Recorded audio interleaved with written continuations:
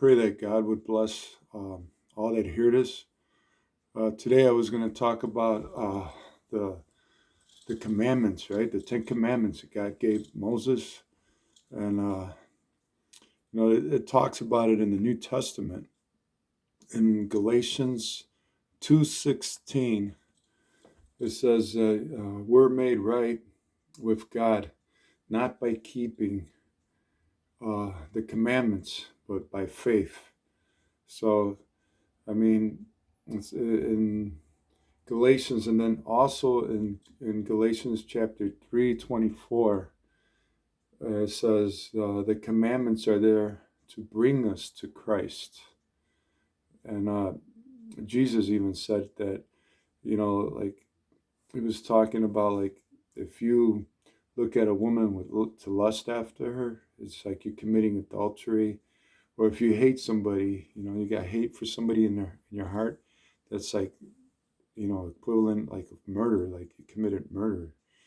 Um, in James chapter 2:10, it says, if you're trying to make yourself right with God by keeping the commandments and you break one of them, that you're guilty of all of them. So, right there in James 2:10, it's basically telling you that if you're trying to get right with God by keeping the commandments and you just break one, that's like, to God it's like you broke them all.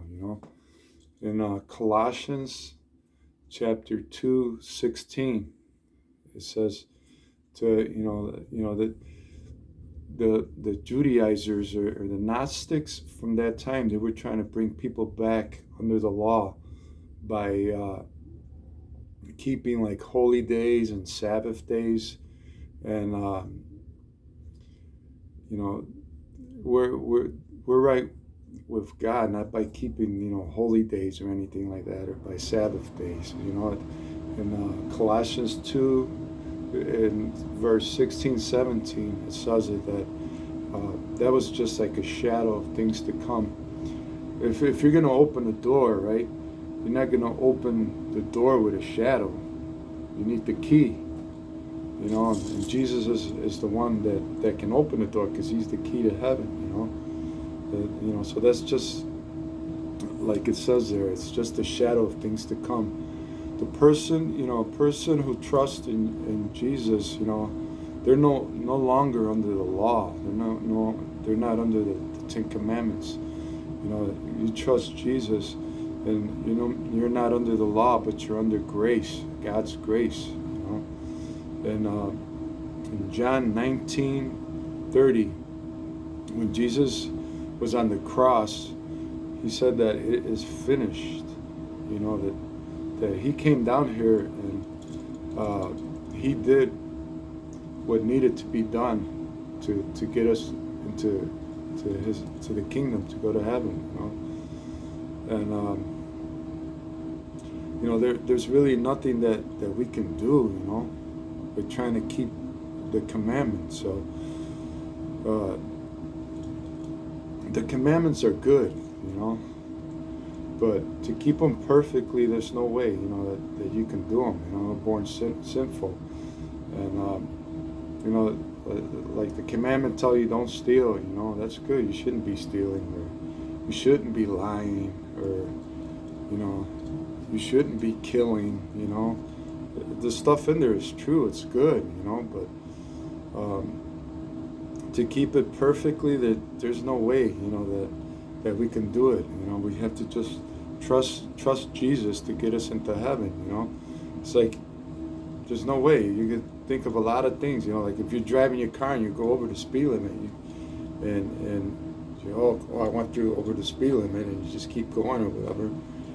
Right there, you broke the law. You went over the speed limit.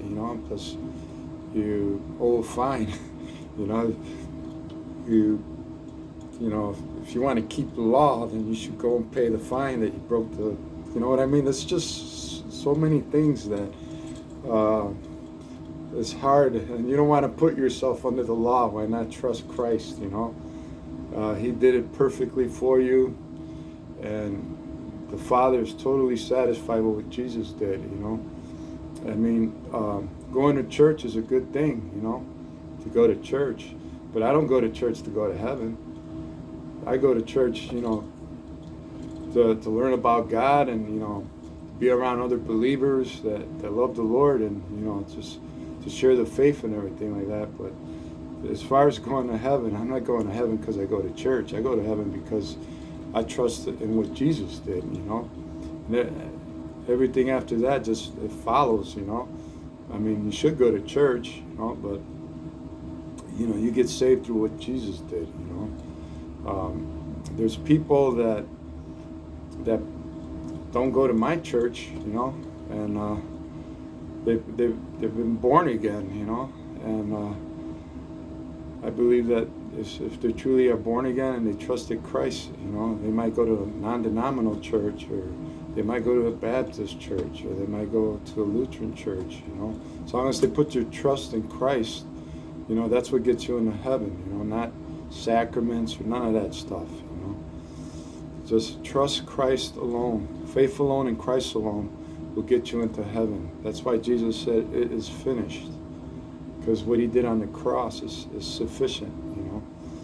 You have to trust in what he did for you, not what you do or whatever. Because when you die and you stand before God, the only thing you can say is, you know, to let me in because of what Jesus did, not because of what you did. It's all what he did, you know.